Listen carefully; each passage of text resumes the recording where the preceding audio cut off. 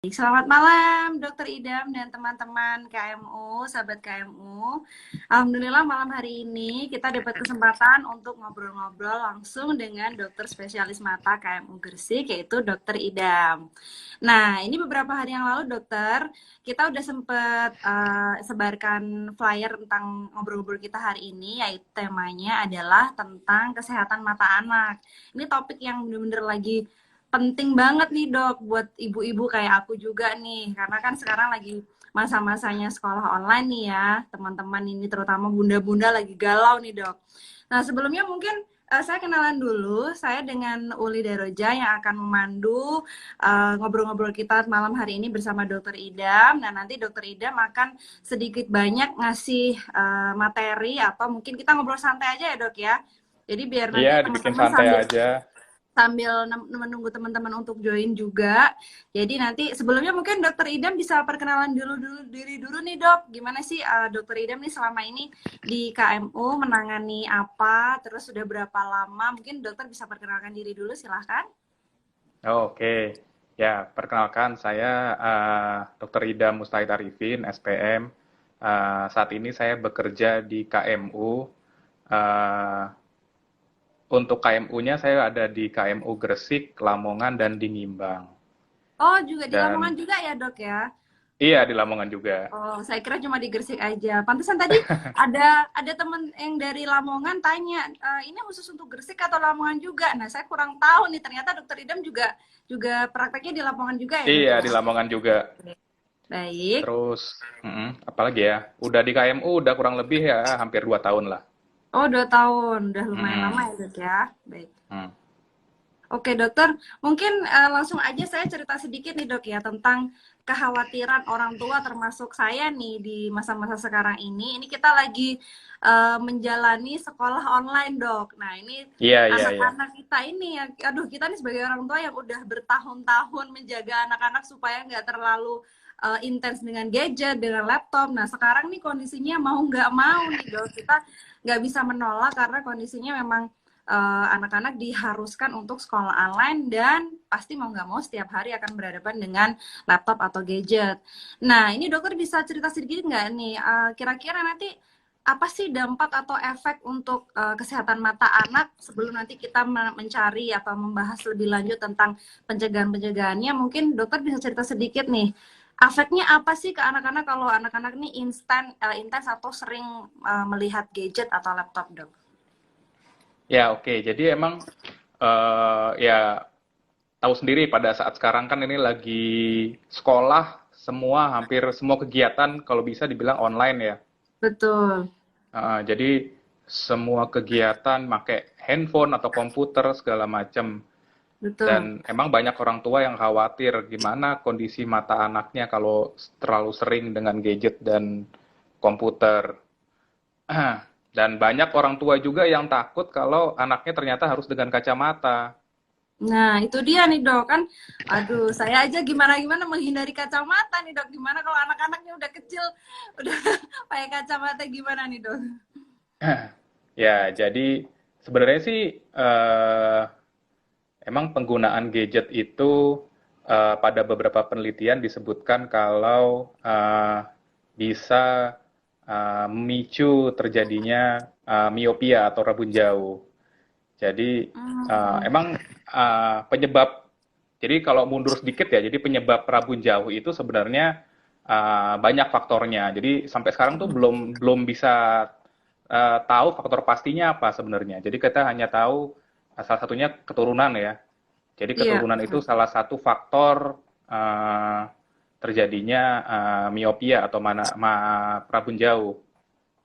Tapi belum Mm-mm. tentu semua orang tua yang matanya minus, anaknya akan minus juga. Nah, setelah itu ke faktor lingkungan juga. Nah, salah satu faktor lingkungan yaitu dari pemakaian mata untuk, sebenarnya bukan penggunaan gadget ya, jadi lebih ke penggunaan mata untuk jarak dekat. Jadi aktivitas-aktivitas dekat Hmm. itu cenderung bikin mata lebih cepat lelah. Dan dari beberapa Termasuk penelitian nonton juga, TV juga pun ya dok ya berarti ya? iya, nonton TV, baca buku, dan ya apalagi anak zaman sekarang malah lebih sering di rumah daripada di luar ya, main Nah, di betul. luar.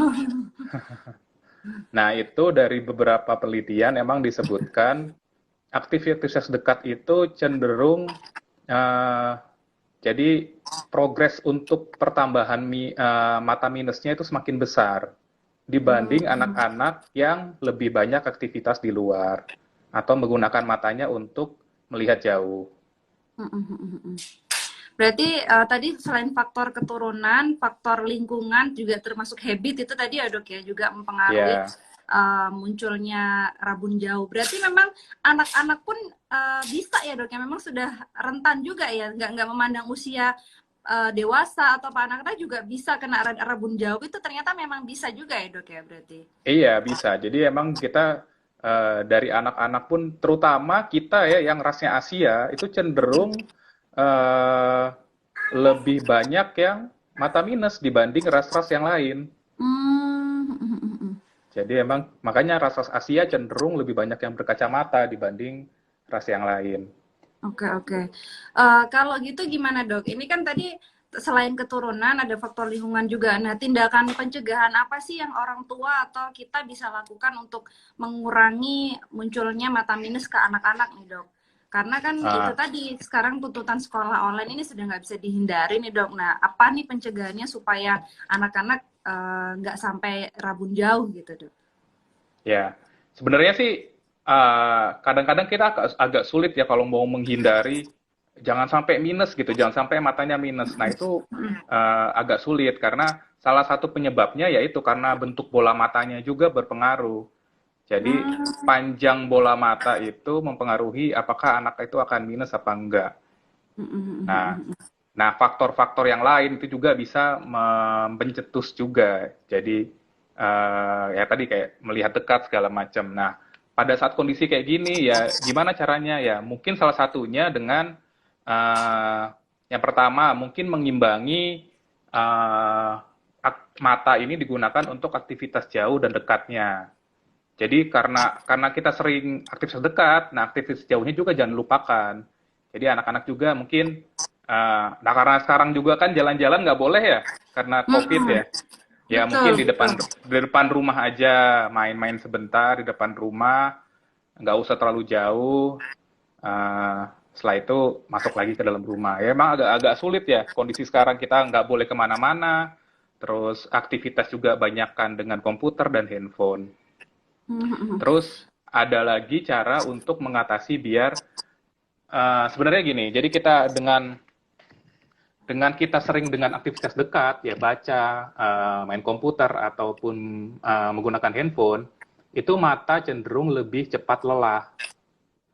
Nah, pada saat lelah itu cenderung penglihatan kita pun akan sedikit kabur. Nah, gimana caranya? Kita harus istirahat. Jadi setiap 20 menit melihat dekat, itu istirahat selama 20 detik dengan Hmm, melihat jauh. Melihat jauhnya sekitar 6 meter.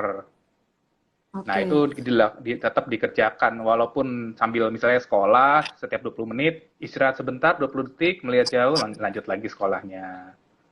Biar Gitu. matanya nggak terlalu lelah juga. Oke. Dok, terus ada nggak sih dok tanda-tanda atau indikasi yang kita bisa lihat nih mungkin oh ini gejala anak-anak ini akan mengalami rabun jauh itu ada nggak sih dok indikasi yang bisa kita kenali sejak dini gitu? Nah, awal-awal biasanya anak-anak itu mungkin kita kadang-kadang kalau ngelihat anak kita ya misalnya nonton TV tiba-tiba dia tanpa sadar maju ke depan sendiri karena nggak Iya, kelihatan betul sebenarnya. betul. Itu Nah, refleks apa gimana ya dok ya? Anak-anaknya nah jadi bisa semakin jadi maju emang semakin. sebenarnya anaknya itu nggak kelihatan kalau jauh. Oh Jadi gitu ya dok ya. ya jadi kalau emang ada anak misalnya punya anak terus dia kok cenderung gak tiba lagi nonton maju terus maju Maju terus. maju. Nah, lebih baik diperiksakan aja ke dokter, dilihat apakah emang matanya sudah minus atau gimana. Karena ini penting juga eh, pemeriksaan sejak dini. Karena kalau pada beberapa kasus, kalau minusnya sudah cukup besar, itu bisa membuat efek mata malas. Jadi kemampuan fungsi matanya sedikit menurun. Nah, itu yang agak sulit karena kita jadi seharusnya kemampuan matanya misalnya 100% ya. Karena dia minus dan tidak menggunakan kacamata, maka kemampuan matanya jadi bisa menurun, bisa 70% sampai 80% bisa turun gitu. Oke. Dok, ini kita kan karena waktunya memang sangat terbatas ya dok ya. Jadi Oke, oke. mungkin kita langsung aja ke sesi pertanyaan-pertanyaan ya dok ya. Ini Oh, boleh, boleh. beberapa hari lalu kan kita sudah posting tentang acara bincang-bincang kita malam ini dan ada beberapa pertanyaan yang sudah disampaikan oleh sahabat KMU di Instagramnya KMU dok. Mungkin aku akan bacakan beberapa aja karena agak banyak ya dok ya. Jadi mungkin Iya, kita iya. pilih aja. Nah dok, ini sebenarnya ini salah satu dari Hoirunisa. Sebenarnya waktu ideal screen time bagi anak itu berapa lama ya dok? Mengingat sekarang anak-anak tidak bisa lepas dari gadget. Nah, mungkin tadi yang dokter sempat jelaskan ya dok ya. Jadi Iya. sebenarnya ada batasan nggak sih dok? Anak ini durasinya maksimal tuh berapa lama mereka tuh boleh melihat gadget gitu dok? Sebenarnya batas nggak ada ya, tapi ini kita ngomong penelitian lagi ya, karena masih banyak penelitian-penelitian mengenai mata minus pada anak-anak juga. Jadi rata-rata anak-anak yang cenderung menjadi miopia itu penggunaan gadgetnya di atas 4 jam. Oh, satu hari Jadi itu dok ya? satu hari ya, di atas 4 jam itu anak-anaknya cenderung yang menggunakan kacamata. Sedangkan yang tidak menggunakan kacamata cenderung di bawah, biasanya rata-ratanya di bawah itu. Mungkin sekitar 3 sampai 2 jam. Emang belum ada penelitian yang pasti ya, apakah dengan kita hanya menggunakan 2 jam pasti tidak berkacamata, belum tentu juga. Tapi setidaknya kita semakin Pencegahan gitu ya dok sedikit, ya? ya betul, screen time semakin sedikit, paling enggak resiko untuk terjadi miopianya pun relatif lebih semakin kecil dibanding yang screen time-nya semakin panjang. Jadi kita bisa bilang maksimal berapa lama nih dok? Anak nih sebaiknya mungkin berapa menit sekali? Tadi Ya, 20 menit sekali dok ya, harus mengistirahatkan ya itu mata untuk ya? jadi penggunaannya harus tetap istirahat itu. Jadi itu untuk menghindari fatigue pada matanya, lelah. Jadi setiap 20 menit istirahat 20 detik dengan melihat jauh 20 feet atau 6 meter. 6 meter Jadi ya. rule-nya itu 20 20 20 rule-nya. 20, 20, 20. Oke dok. Pertanyaan selanjutnya nih dok ya. Ini dari @belades. Apabila orang tua mengidap silinder dok, apakah ada harapan anak bisa terbebas dari silinder? Jadi tadi terkait dengan keturunan tadi Ya, gitu ya. Nah ya. ini gimana dok? Mungkin nggak nih kalau Jadi misalnya anak kita nggak ngikut orang tuanya gitu, nggak ikut silinder gitu, ada kemungkinan nggak dok? ada, tetap kemungkinannya ada. Jadi walaupun misalnya orang tuanya berkacamata, anaknya ternyata tidak kacamata, mungkin bisa. Tetapi sekali lagi tadi faktor keturunan itu merupakan salah satu resiko terjadinya miopia atau kelainan rabun jauh itu. Dok, kalau kita Jadi bisa bilang faktor keturunan ini berapa persen ya dok ya? kalau Kira-kira. persennya sih Belum sih ada nggak itu ya, belum ada itunya sih angka pastinya ya.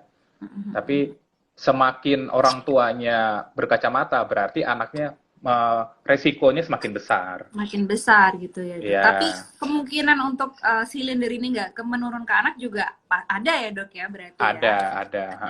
Karena sebenarnya kelainan mata itu kayak silindris ataupun miopia itu secara umum, jadi penyebab utamanya karena bentuk bola matanya sendiri sebenarnya. Oke, baik dok. Langsung ke pertanyaan selanjutnya. Ini dari mentari_211. Dok, benarkah mata minus pada usia anak-anak itu masih bisa disembuhkan dengan konsumsi wortel dan buah-buahan? Gimana nih dok?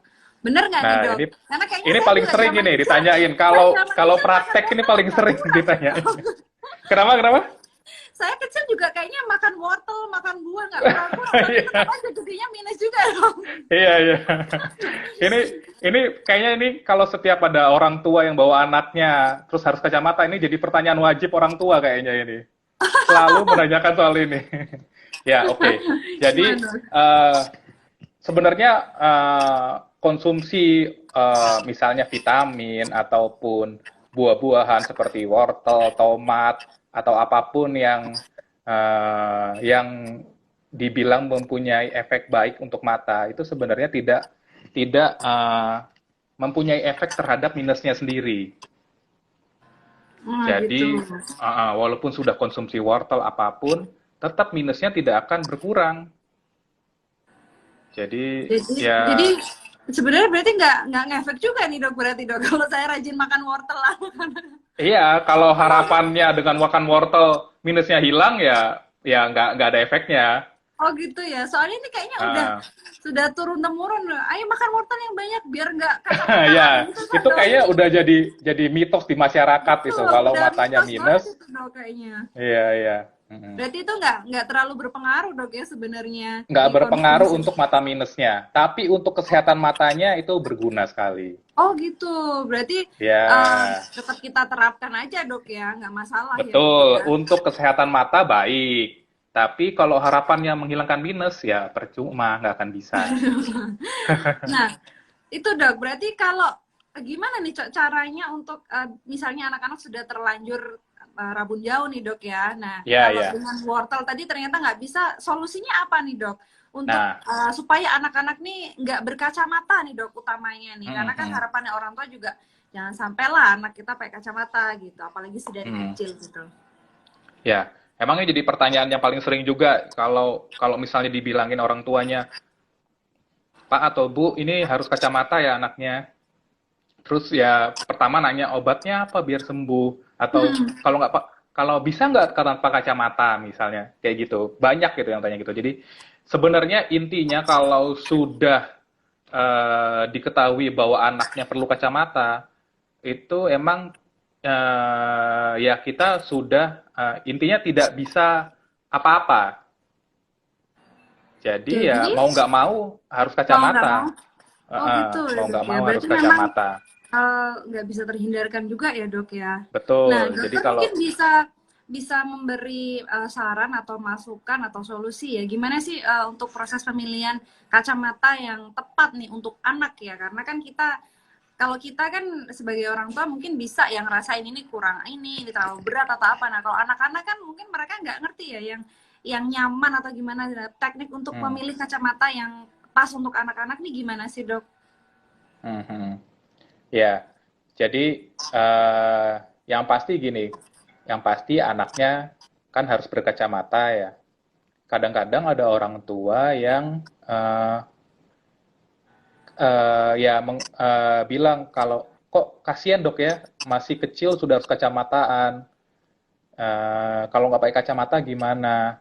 Nah justru kalau orang tuanya merasa kasihan justru harusnya diberikan kacamata karena dengan kacamata anaknya akan bisa melihat lebih jelas dan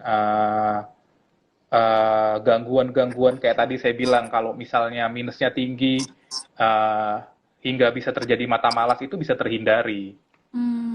Terus Hmm. untuk jenis kacamata sebenarnya sih nggak ada uh, treatment khusus ya untuk misalnya pemilihan frame atau apapun sih sama ya sebenarnya cuman mungkin buat anak-anak dipilih yang misalnya bahannya yang ringan sehingga anak-anak tidak merasa berat jadi jangan yang mungkin plastik cocok buat anak-anak jadi anak pun make lebih nyaman karena tidak berat terus mungkin pemilihan warnanya yang anak suka kan kalau anak-anak cenderung seneng yang berwarna-warni Yang misalnya gonjreng-gonjreng gitu dok. iya atau Jadi kalau yang biar tetap perempuan suka, pede gitu ya dok ya iya, walaupun pakai iya, kacamata ya.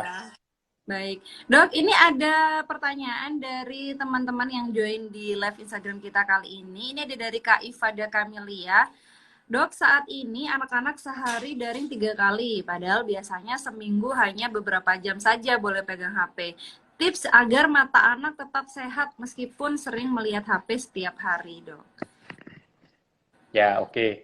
Ya mungkin kayak tadi lagi ya yang saya sebutkan. Jadi yang utama ya harus ada jeda istirahatnya itu. Jadi jangan dilupakan rule-nya 20 20 dua Jadi puluh itu. 20-20, oke. 20 Lalu menit. kalau untuk konsumsi itu tadi gimana dok? Konsumsi Konsumsi apa itu? kira-kira makanan-makanan apa, sayur-sayur apa yang sebaiknya kita sering kita kasih ke anak gitu untuk menjaga kesehatan anak. Kalau untuk mata sih, ya kalau untuk kesehatan ya, jadi ya yang vitamin A sebenarnya hubungannya sama vitamin A. Jadi kayak mungkin wortel segala macam yang banyak mengandung vitamin A itu baik untuk kesehatan mata. Tapi kalau harapannya obat-obatan atau makan sayur bisa mengurangi minus, nah itu sampai sekarang belum ada penelitiannya dan belum ada yang bisa mengurangi minus dengan mengkonsumsi sayur-sayuran. Oke, baik. Sebenarnya itu ini nggak sih dok, dianjurkan nggak sih untuk anak-anak minum atau konsumsi vitamin A tambahan selain dari makanan wortel gitu-gitu? Perlu nggak sih dok? Atau ya nggak usah aja lah kalau kecuali kalau emang ada kelainan mata minus gitu. Sebenarnya kalau makanan dari makanannya tercukupi sih tidak perlu tambahan vitamin ya sebenarnya ya. Mm, mm, mm, mm. Jadi karena eh, vitamin A juga biasanya sudah tercukupi dari konsumsi gizi makanan yang kita berikan sehari-hari. Jadi kalau selama itu bisa tercukupi, saya rasa nggak perlu lagi suplemen tambahan. Beda kalau misalnya kayak vitamin C misalnya ya. Vitamin C juga kan dia jenisnya larut air ya. Jadi walaupun Iya. kita konsumsinya banyak, agak berlebihan, dia akan tetap dibuang oleh tubuh melalui urin. Jadi nggak masalah. Dok, ini ada pertanyaan yang cukup menggelitik nih dok dari @fotoprofil. Apakah benar ada anak yang memang harus menggunakan kacamata semenjak lahir? Jadi dia memiliki gangguan penglihatan semenjak di kandungan. Ini benar nggak sih dok? Ada nggak sih kasus semacam ini dok? Maksudnya harus kacamataan dari lahir gitu. Ah, iya, jadi dia kayak udah ada gangguan penglihatan semenjak di kandungan. Itu bisa terdeteksi nggak ya dok ya kalau kayak gitu? Kalau di kandungannya sih biasanya nggak terdeteksi ya. Tapi Ah, kita biasanya rata-rata gangguan yang paling sering itu misalnya katarak. iya. Itu katarak itu bisa ada yang dari lahir. Jadi dari kandungan emang Hmm. sudah katarak anaknya karena Dan ada itu bisa kelainan dideteksi kongenital. ya dok ya? Bisa dideteksi sejak Kita lahir. bisa. Jadi ketika lahir, bayinya lahir itu bisa kelihatan kalau matanya ada kelainan. Hmm. Jadi kalau emang ada sesuatu yang tidak tidak apa ya, tidak umum atau biasanya kok nggak kayak kok agak aneh ya anak saya ya misalnya, kok ada yang nggak ganjal gitu, lebih baik segera diperiksakan ke dokter. Karena Hmm. misal kayak seperti katarak ya, kalau penanganannya tidak segera, itu bisa mengganggu fungsi penglihatannya juga. Oke oke dok. Nah dok, kalau anak-anak nih sebaiknya untuk periksa mata khususnya itu ada jadwal rutin khusus nggak sih dok? Atau mungkin kalau mereka ada kendala tertentu aja atau sebaiknya berapa bulan sekali, berapa tahun sekali anak-anak tuh harus periksa mata dok? Ya, idealnya sih kalau emang tidak ada keluhan, mungkin setahun sekali diperiksakan ke dokter untuk dievaluasi kondisi matanya. Nah, tapi anak-anak kan kadang-kadang Oh satu kita nggak tahun sadar sekali ya. dok ya? Iya, satu tahun sekali. Tapi kadang-kadang kan anak-anak kita nggak ngeh ya, anaknya nggak ngomong apa-apa. Tahu-tahu ternyata diperiksa, loh minusnya sudah besar. Nah, mungkin eh, sebenarnya dari bayi pun sudah bisa ya diperiksakan ke mata. Tapi untuk memeriksa apakah itu minus apa enggak, walaupun dari bayi sudah bisa diperiksa, tapi ini kan masih perkembangan dia biasanya. Fungsi penglihatannya masih dalam perkembangan. Jadi mungkin kalau untuk memeriksa minusnya, mungkin idealnya diperiksakan usia 2 sampai 3 tahun. Jadi pada saat Jadi usia 2 2-3 tahun ya dok ya, mereka ya bisa 2 3 tahun. dibawa. Dan biasanya kan pada usia 3 tahun mereka sudah mulai masuk sekolah juga ada beberapa ya masuk Betul. playgroup biasanya umur 3 itu ya kalau nggak salah. Nah itu kan sudah mulai aktivitas dia lebih sering menggunakan penglihatannya. Jadi kalau bisa sebelum masuk usia sekolah sudah diperiksakan juga ke dokter. Jadi tahu kondisinya apakah perlu memakai kacamata apa enggak. Oke. Dok, ini saya boleh nanya, ini nggak nih dok? Ini terlepas dari ini ya, anak-anak nih dok. Ini kan Boleh, saya boleh, boleh. kebetulan saya ini kan minusnya agak besar ya dok ya 5 gitu. Nah terus Hmm, saya hmm, hmm. juga pernah lasik ya, pernah lasik karena Hmm. udah ngerasa capek pakai kacamata gitu. Nah Iya, iya, iya. yang sering ditanyakan ke saya ya karena saya juga belum ngalamin itu ada kemungkinan nggak sih dok mata ini akan kembali minus lagi gitu dok. Jadi Iya, apakah iya. kita tuh harus harus tetap rutin periksa atau cukup dengan menjaga pola makan, pola gitu aja atau gimana, Dok? Karena ya saya Iya. juga baru aja jadi belum mengalami itu gitu, Dok. Hmm, hmm. Ya, jadi pada beberapa kasus emang ada yang minusnya bertambah. Jadi setelah operasi bersih, nol, nggak perlu kacamata, tapi setelah berapa kemudian ada ukurannya bertambah. Tapi biasanya sih nggak terlalu banyak. Mungkin sekitar setengah atau sampai satu sekitar itu. Nah, makanya idealnya biasanya sebelum operasi itu kita lihat status refraksinya. Jadi apakah ada perubahan, misalnya 6 bulan terakhir apakah ada pertambahan minusnya. Kalau sudah cukup stabil, biasanya relatif setelah operasi pun tetap stabil ukurannya. Jadi karena ada beberapa kasus, eh, walau, Oke. walaupun Dok, sudah ini ada dewasa, pertanyaan sudah, lagi di kolom komentarnya. ya, Halo? ya Agak agak halo, putus-putus, Dok. putus-putus ya? Sudah jelas? Oh iya, oke oke. Oh, udah cukup jelas, Dok. Dok, Oke, ini oke, ada oke. pertanyaan lagi nih dari sahabat KMU Gersik.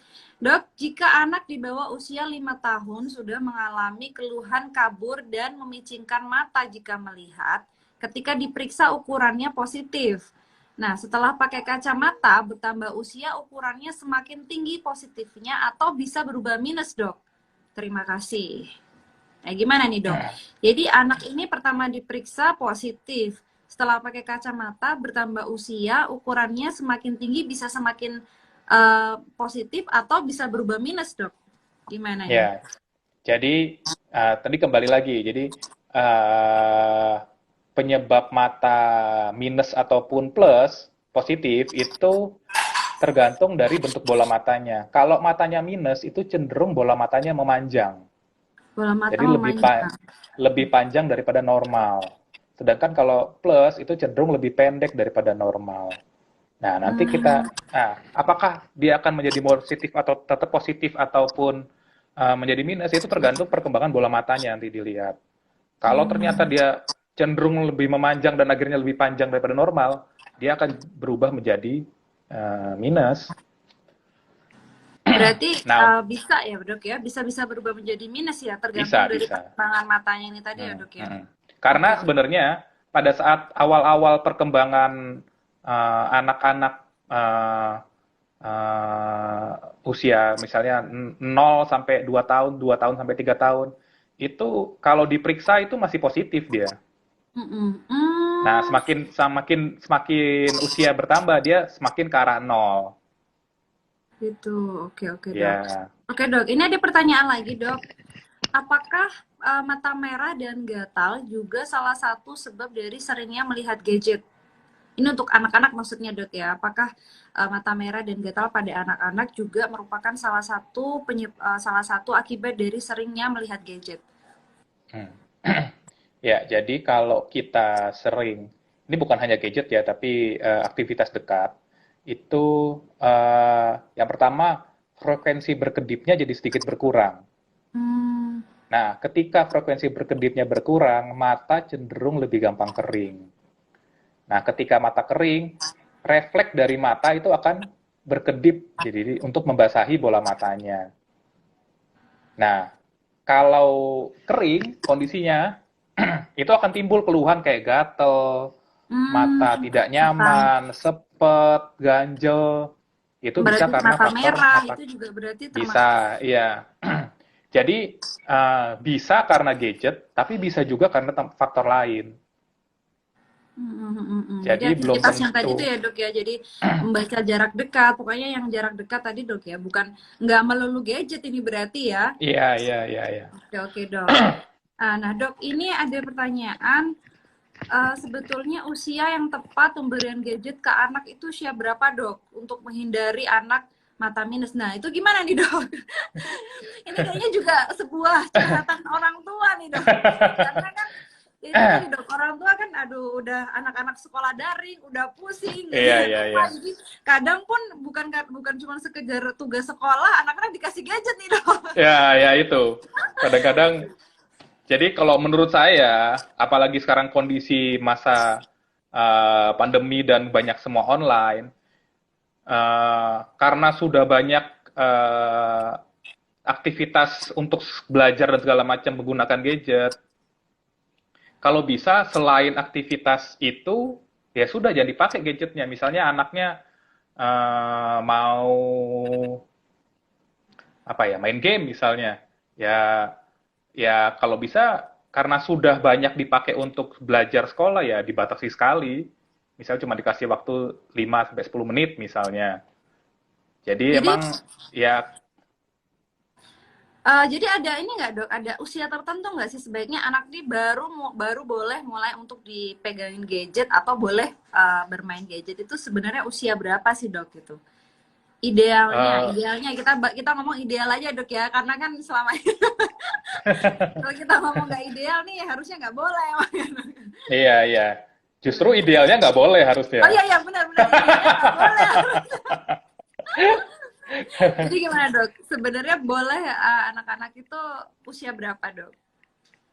Sebenarnya nggak ada itu ya, patokan usia segini nggak boleh, itu sebenarnya nggak ada Oh patokannya. gitu.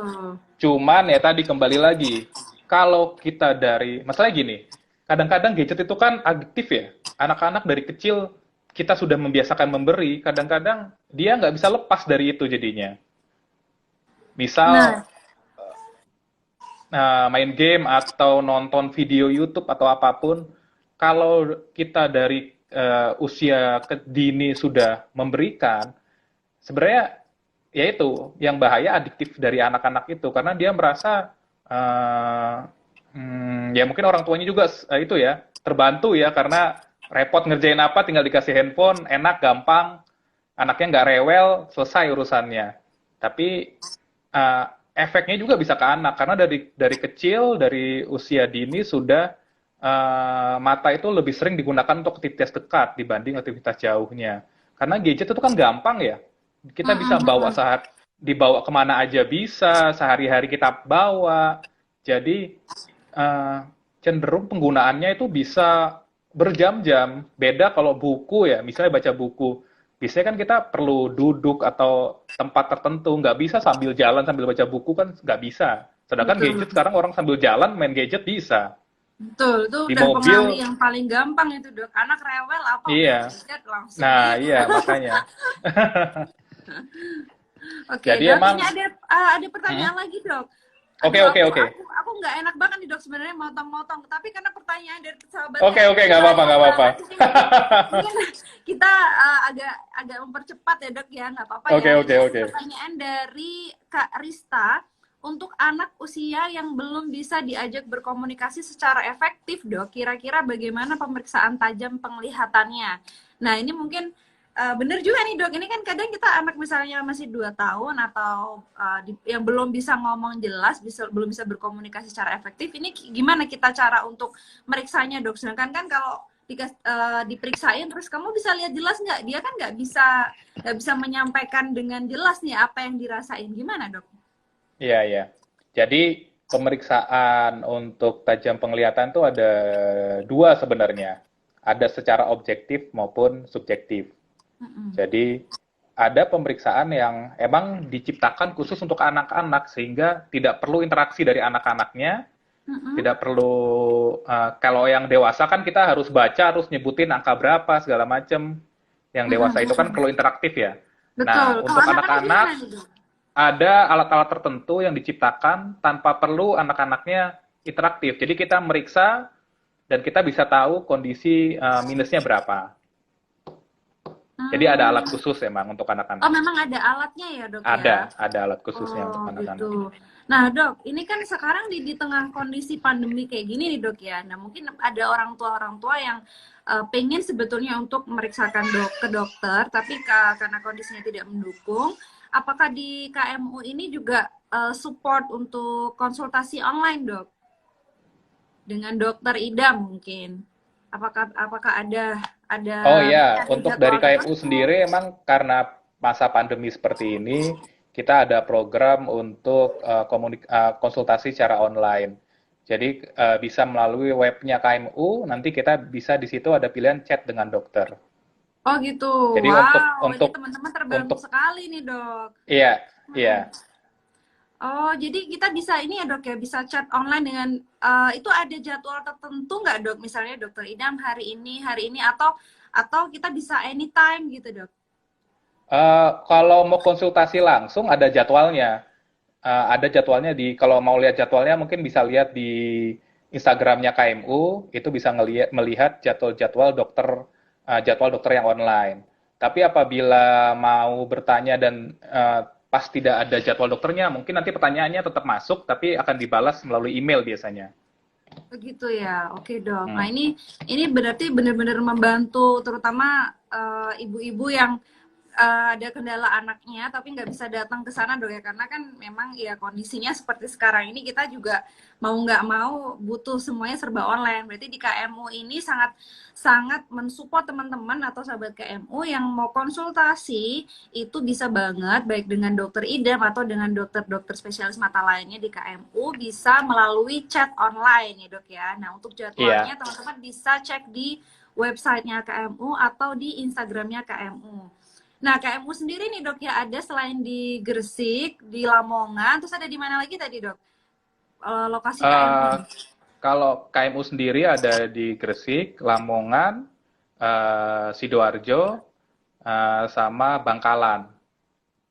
Oh, berarti ada di 4 kota ya, Dok, ya? Ada di Surabaya, Iya, Sidoarjo, Lamongan, Gresik, Bangkalan, Bojonegoro juga ada ya, Dok, ya? iya Bojonegoro ada. Oke, baik. Itu teman-teman yang ada di kota-kota tersebut bisa langsung datang ke lokasi KMU. Tapi kalau misalnya teman-teman mungkin masih khawatir karena kondisi pandemi, bisa menjadwalkan chat dengan dokter di websitenya KMU atau di Instagramnya.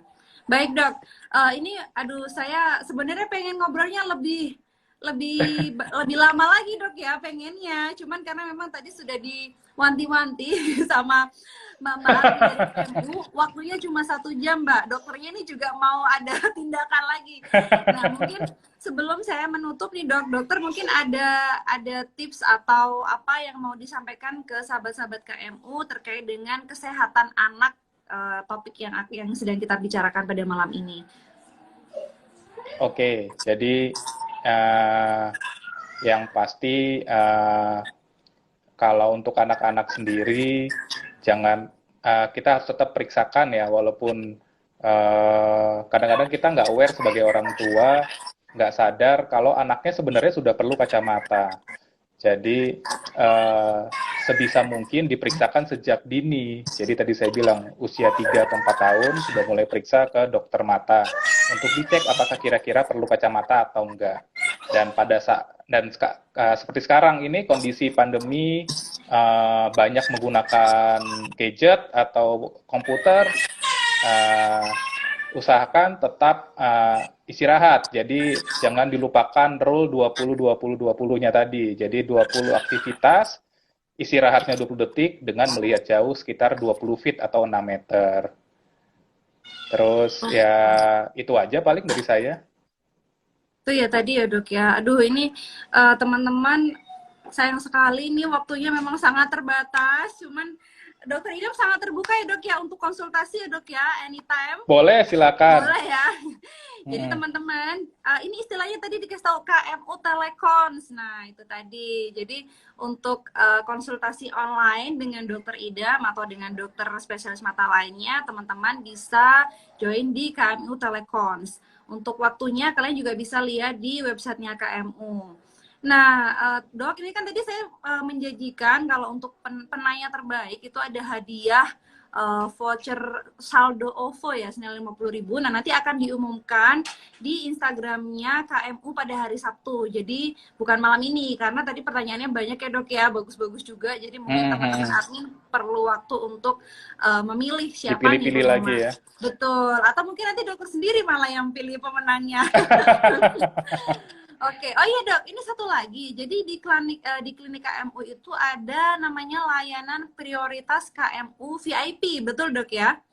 Jadi layanan Ya, ini betul. mengedepankan privasi, kemudahan dalam mengatur jadwal dengan dokter, kemudian dengan fasilitas yang lebih spesial pastinya.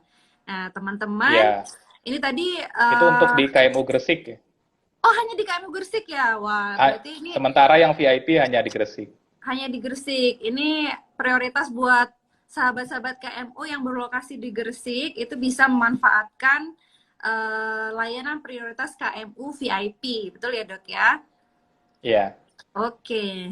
Dokter, kira-kira kapan nih bisa kita jadwalkan ngobrol-ngobrol santai semacam ini lagi nih dok? Ini sebenarnya ada banyak pertanyaan yang belum sempat saya baca dok. Cuma ya itu tadi, aduh, mungkin kita bisa lain waktu join dengan tema yang berbeda lagi ya dok ya.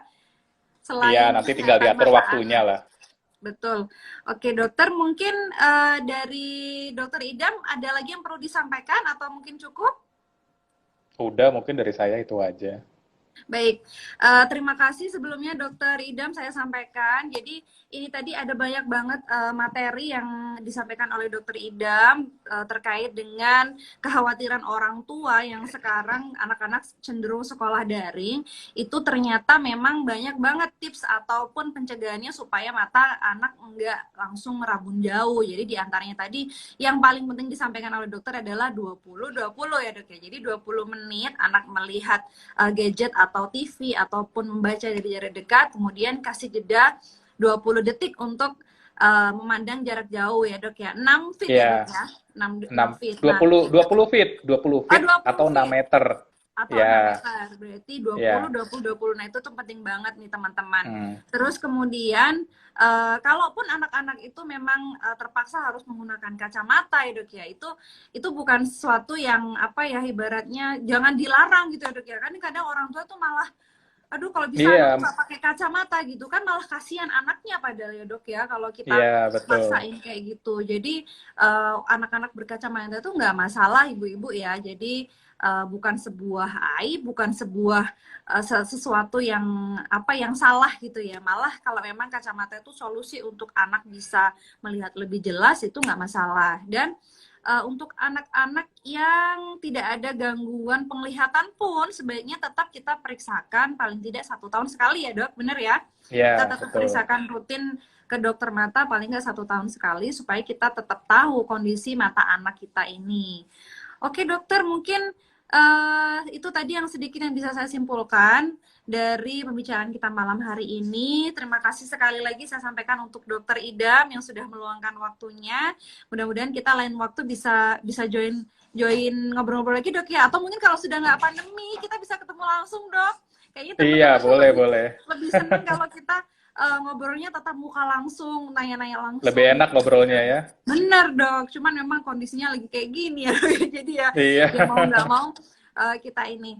Oh iya, tadi juga catatan penting bahwa faktor keturunan itu memang salah satu yang mempengaruhi anak itu minus, tapi faktor resiko, tidak ya. Faktor resiko, tapi bukan berarti kalau orang tuanya minus, anak pasti minus, orang tua silinder pasti silinder. Jadi nggak usah khawatir ibu-ibu yang anak yang mungkin udah berkacamata, jangan khawatir, ada kemungkinan kok tetap anak-anak kita itu nggak harus berkacamata. Baik dok, mungkin itu cukup dari saya. Sekali lagi saya ucapkan terima kasih, dan teman-teman juga yang sudah join live Instagram KMU pada malam hari ini, terima kasih.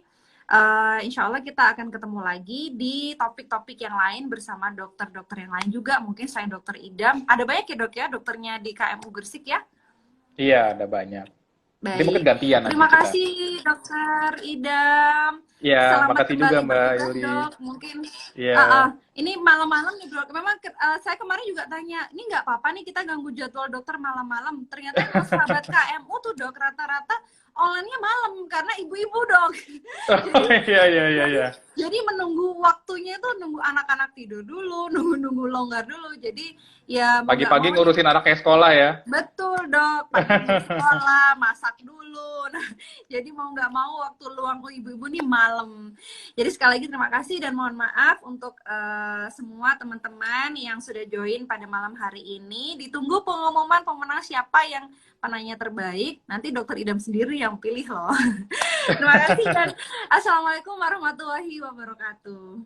Waalaikumsalam.